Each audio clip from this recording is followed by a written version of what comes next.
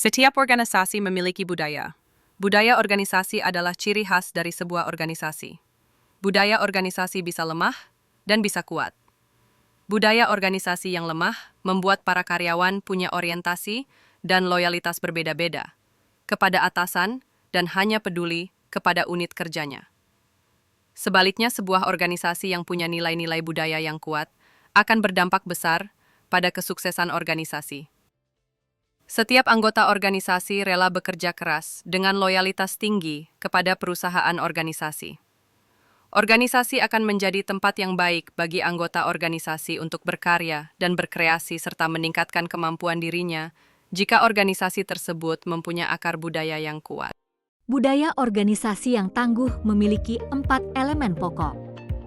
Pertama, nilai-nilai inti yang diyakini bersama. Kedua, pahlawan sebagai teladan nilai. Ketiga, tata cara dan ritual yang menguatkan nilai. Keempat, jaringan budaya sebagai saluran komunikasi nilai. Inilah fondasi budaya organisasi yang kuat. Budaya organisasi adalah penentu utama keberhasilan atau kegagalan kinerja. Namun, peran strategisnya seringkali belum dipahami. Gagasan bahwa organisasi adalah budaya memunculkan 2 pendekatan, fungsionalis, objektif, yang menyoroti proses komunikasi, dan interpretatif, subjektif, yang melihat ritual serta nilai sebagai pembentuk budaya.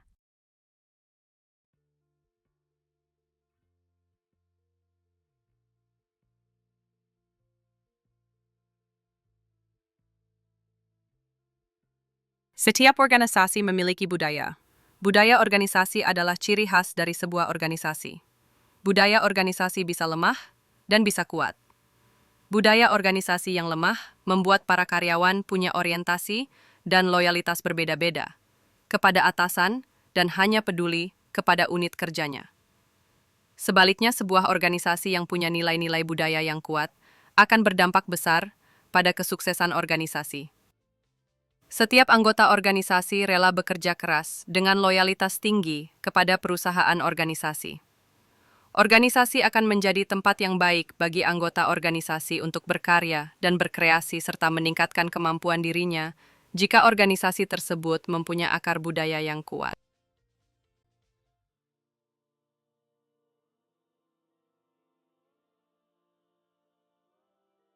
Stay on my mind, spending my time. I really like the things we do. And when you leave, I just want more. It's everything that I asked for. Waking up in heaven every morning. Really like the way that I am falling. It must be love. It must be love. It must be love. It must be love. Stuck in my head, both day and night. Can't be anything but right. And I just smile when I think of you. Tell me what you wanna do. Waking up in heaven every morning. Really like the way that I am falling. It must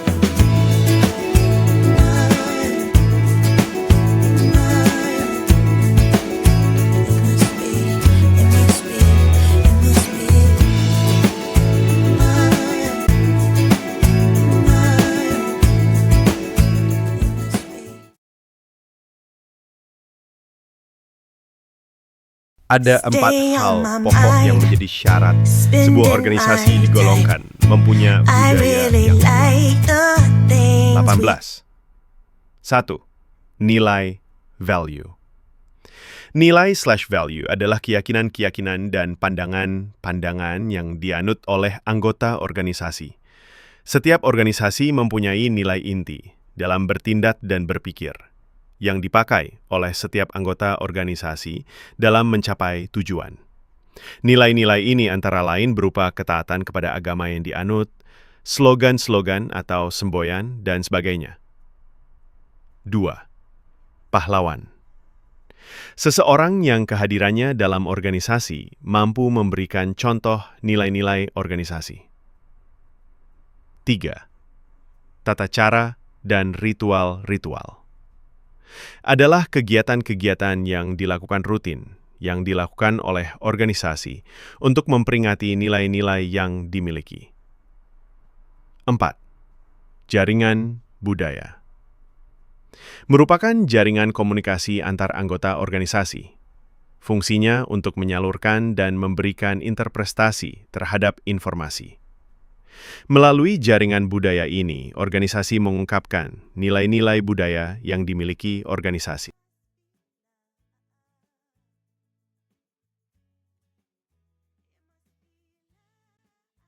Beberapa pendekatan tentang budaya organisasi. Seperti disebutkan dalam subbagian sebelumnya, budaya organisasi sangat erat kaitannya dengan keberhasilan atau kegagalan kinerja organisasi, dan budaya organisasi mungkin merupakan faktor penentu keberhasilan kinerja organisasi yang paling penting. Namun sayangnya, sebagian besar pelaku organisasi tidak mengenal dan memahami peran strategis budaya organisasi. Gagasan bahwa sebuah organisasi ditentukan oleh budaya organisasi, atau dengan kata lain, organisasi adalah budaya, memunculkan 2 pendekatan atau perspektif, yaitu 1. Perspektif fungsionalis, objektif. Pendekatan fungsionalis menyoroti proses komunikasi dan pembentukan pemahaman, sense-making, para anggota organisasi. Misalnya, bagaimana anggota membangun realitas organisasi mereka. Kisah-kisah, peristiwa-peristiwa dalam organisasi, bagi kaum interpretivis, akan lebih tertarik pada bagaimana kisah-kisah itu diceritakan. Siapa yang menceritakan kisah itu? Dan apa makna kisah-kisah itu bagi anggota organisasi. 2. Perspektif interpretatif, subjektif. Kaum fungsionalis menganggap ritual-ritual, nilai-nilai, praktik-praktiknya, perbendaharaan bahasa sebagai unsur-unsur atau variabel-variabel yang membentuk budaya organisasi. Deal dan Kennedy 1982, bila unsur-unsur tersebut dikembangkan, akan mendorong keberhasilan bisnis. Gagasan, keteramalan, pengendalian, hubungan kausalitas atau sebab akibat. Model komunikasi dalam pendekatan human relation dan SDM pemimpin, dalam hal ini manajer. Dalam menjalankan tugasnya sehari-hari, harus bisa bekerja secara efektif. Efektivitas pekerjaan seorang pimpinan mencakup semua bidang pekerjaannya, termasuk dalam melakukan komunikasi dengan para bawahan. Kompetensi komunikasi, selain mengikuti kaidah-kaidah yang sudah ditentukan, juga harus bisa menentukan model yang cocok atau sesuai dengan situasi dan kondisi yang ada.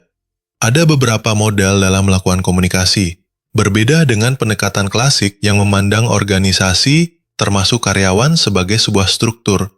Pendekatan human relation mengenalkan bahwa individu dalam organisasi semestinya menganggap bahwa pekerja adalah hal penting untuk mencapai tujuan organisasi. 1. Tugas dan konten sosial.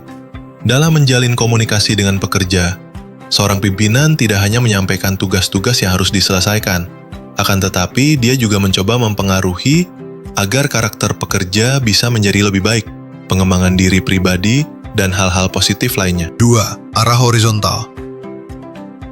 Pola komunikasi horizontal memungkinkan orang pada level yang sama pada suatu organisasi untuk melakukan percakapan dan bertukar informasi. Komunikasi horizontal diperlukan untuk memperlancar kegiatan-kegiatan organisasi.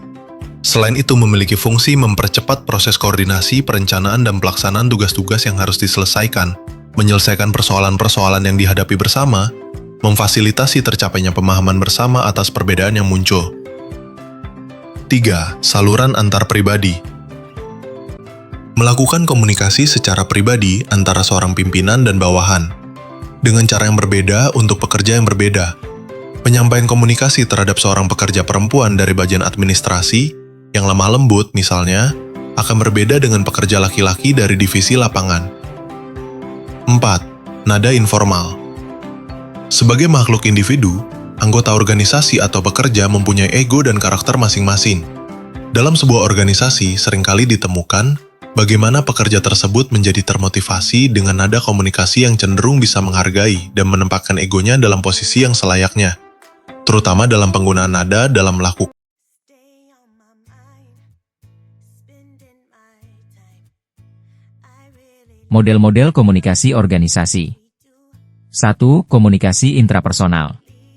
Adalah komunikasi yang dilakukan dengan diri sendiri, berpikir. Pengalaman intrapersonal sebagian besar didasarkan pada konsep diri, dan banyak dipengaruhi oleh berbagai pengalaman pribadinya di masa lalu, termasuk berbagai afiliasi kelompok. Sebagai dasar dari berbagai bentuk komunikasi lainnya, yaitu komunikasi antar persona, komunikasi kelompok kecil, komunikasi kelompok, komunikasi organisasi, komunikasi publik, komunikasi massa. Karena sebelum manusia individu melakukan komunikasi dengan manusia lainnya, lebih dulu ada proses berpikir. Komunikasi intrapersonal terdiri dari A. Sensasi. Adalah pengalaman elementer yang segera, yang tidak memerlukan penguraian verbal, simbolis, atau konseptual, dan terutama sekali yang berhubungan alat indera. Alat indera, pendengaran, perasa, peraba, penglihatan, penciuman. B. Persepsi. Adalah memberikan makna pada stimuli indrawi, sensori. Stimuli. Rudolf F. Verderber. Persepsi adalah proses menafsirkan.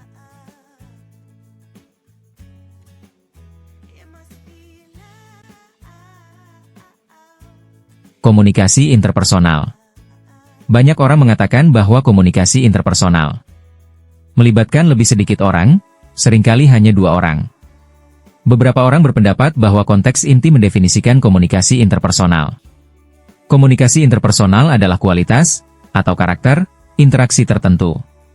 Ini menekankan apa yang terjadi di antara mereka, bukan di mana mereka berada atau berapa banyak yang hadir. Sebagai permulaan, kita dapat mengatakan bahwa komunikasi interpersonal adalah interaksi yang berbeda antara orang-orang. Komunikasi interpersonal sebagai proses transaksi yang selektif, sistemik, unik, dan berkelanjutan antara orang-orang yang mencerminkan dan membangun pengetahuan pribadi satu sama lain dan menciptakan makna bersama. Ciri-ciri komunikasi interpersonal, selektif. Sistemik, terjadi dalam beragam sistem. Unik. Ongoing proses, proses yang berkelanjutan. Transaksi. Individu. Seorang pemimpin dapat mempunyai 5 sumber kekuasaan, yaitu 1. Kekuasaan memberikan hadiah, reward power. Kekuasaan jenis ini adalah kekuasaan yang menggunakan imbalan, atau imbalan untuk membuat seseorang bersedia melakukan sesuatu yang diinginkannya. Kekuasaan itu dapat berupa gaji, imbalan, bonus, promosi, pujian, pengakuan atau jabatan yang lebih menarik.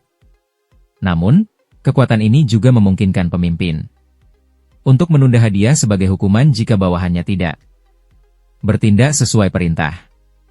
2. Kekuasaan memaksa, coercive power. Kekuatan ini cenderung menggunakan ancaman atau hukuman untuk membuat seseorang melakukan apapun yang mereka inginkan. Kekuatan koersif atau paksaan ini adalah kebalikan atau sisi negatif dari kekuatan yang memberi penghargaan. Contoh sah jika tidak mengikuti instruksi sesuai instruksi adalah mengeluarkan surat teguran, pengurangan gaji, demosi bahkan pemecatan atau pemecatan. 3. Kekuasaan legitimasi. Merupakan dasar dari semua kekuatan. Kekuasaan ini bersumber dari jabatan resmi seseorang, baik dalam organisasi, birokrasi, maupun pemerintahan. Legitimasi adalah kekuasaan yang berasal dari konsekuensi hierarki organisasi. Orang dalam jabatan Ini berhak dan berwenang memberi perintah dan instruksi. 4. Kekuasaan rujukan, referent power. Kekuasaan ini bersumber kepada kualitas pribadi yang membuat pimpinan tersebut disegani dan dikagumi. Anak buah akan menaruh hormat yang besar dan meneladani pemimpinnya. Kekuasaan rujukan adalah kekuasaan yang diperoleh berdasarkan kekaguman, keteladanan, karisma dan kepribadian seorang pemimpin. Apapun yang diperintahkan oleh pimpinan akan ditaati dan dipatuhi oleh anak buahnya, bahkan kadang-kadang anak buah menirukan kata-kata dari pimpinan dengan rasa hormat.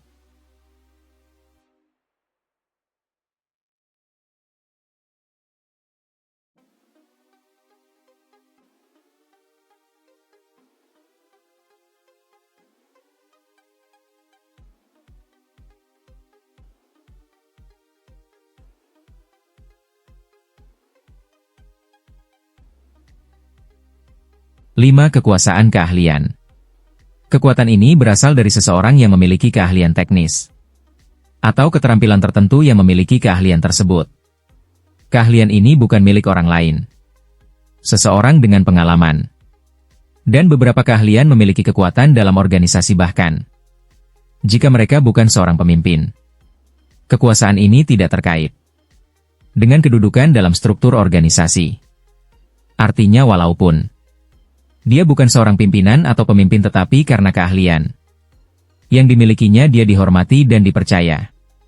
Kemampuan untuk mempengaruhi orang lain adalah inti dari kepemimpinan. Pada dasarnya kekuasaan seseorang dalam suatu perusahaan berasal dari jabatan atau wewenang yang dimilikinya dalam organisasi tersebut.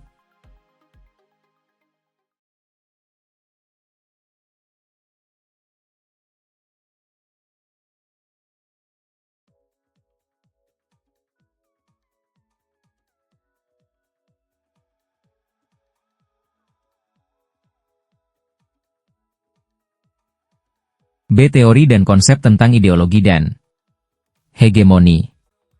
A. Ideologi. Ideologi adalah sikap yang membentuk pemikiran kita dan memandu interpretasi kita terhadap realitas. Ideologi membentuk pemahaman kita tentang sesuatu, apa yang baik dan apa yang mungkin.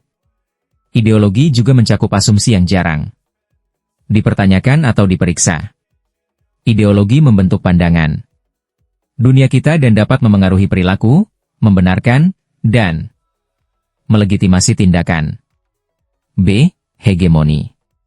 Hegemoni mengacu pada proses kelompok dominan memimpin kelompok lain sebagai bawahan. Hegemoni tidak berarti kontrol sederhana, tetapi mewakili upaya kelompok untuk mengontrol sistem kelompok lain. Kontrol hegemonik dicapai dengan membentuk ideologi sedemikian rupa sehingga kelompok yang dikendalikan menerima dan berpartisipasi aktif dalam proses kontrol.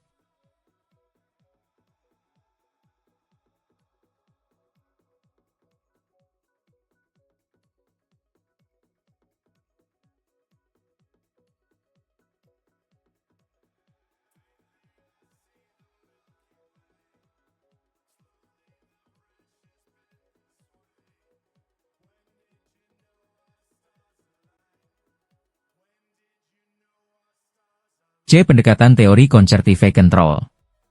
Dalam komunikasi organisasi, suatu organisasi atau perusahaan memiliki kontrol atau kekuasaan terhadap jalannya operasional sehari-hari. Hal ini dilakukan agar kegiatan yang dilakukan perusahaan sesuai dengan aturan yang berlaku. Kontrol yang ditetapkan oleh perusahaan mendorong seluruh karyawan perusahaan, mulai dari atasan hingga bawahan, untuk mengikuti dan mematuhi semua peraturan. Pengendalian ini didasarkan pada kekuasaan, karena kekuasaan selalu ada dalam organisasi dan tidak dapat dihindari. Salah satu bentuk pengendalian adalah pengendalian konsertif. Concertive. Kontrol konsertif adalah penggunaan hubungan antar pribadi dengan mengutamakan pada kebersamaan tim sebagai sumber daya. Kontrol konsertif dapat digambarkan sebagai disiplin yang menjaga keteraturan dan konsistensi melalui kekuasaan. Disiplin ini tercipta secara bersama-sama, di mana setiap anggota organisasi bekerja sama untuk melakukan kegiatan yang membentuk norma disiplin. 26. Pada dasarnya teori concertive control merupakan peraturan tidak tertulis yang sudah disepakati dari waktu ke waktu oleh seluruh anggota organisasi. Sebagai contoh adalah seorang karyawan harus bekerja di luar jam kantor tanpa uang lembur. Tidak ada seorang pun yang akan protes, walaupun hal ini tidak tercantum dalam perjanjian kerja, namun karena sudah berlangsung dari waktu ke waktu seakan-akan sudah menjadi kesepakatan bersama. Teori ini dikembangkan oleh James Barker, George Cheney, dan Phil Tompkins.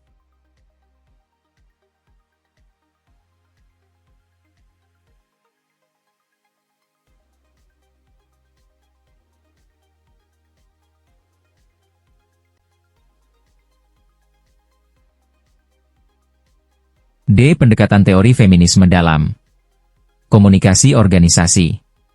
Isu mengenai feminisme menjadi isu yang tetap populer dan memunculkan bermacam-macam pandangan termasuk dalam komunikasi organisasi. Disadari ataupun tidak, organisasi lebih banyak mengadopsi sistem dan budaya patriarki. Pengamat feminis percaya bahwa perempuan dalam suatu organisasi dapat tertindas atau termarginalkan dalam kehidupan organisasi karena dinamika relasi gender yang membentuk struktur organisasi patriarki. Dalam pendekatan organisasi, nampaknya komoditas yang paling dihargai, yaitu karakter laki-laki, seperti agresivitas dan daya saing, merupakan aset yang paling berharga. Walaupun di beberapa organisasi, terutama di Indonesia, perempuan sudah berhasil menduduki posisi-posisi penting baik dalam organisasi swasta, sosial, bahkan pemerintahan. Komitmen yang kuat dari pihak pemerintah yang terus mengupayakan keterwakilan perempuan dalam organisasi, terbukti dalam beberapa tahun belakangan ini menunjukkan hasil yang positif.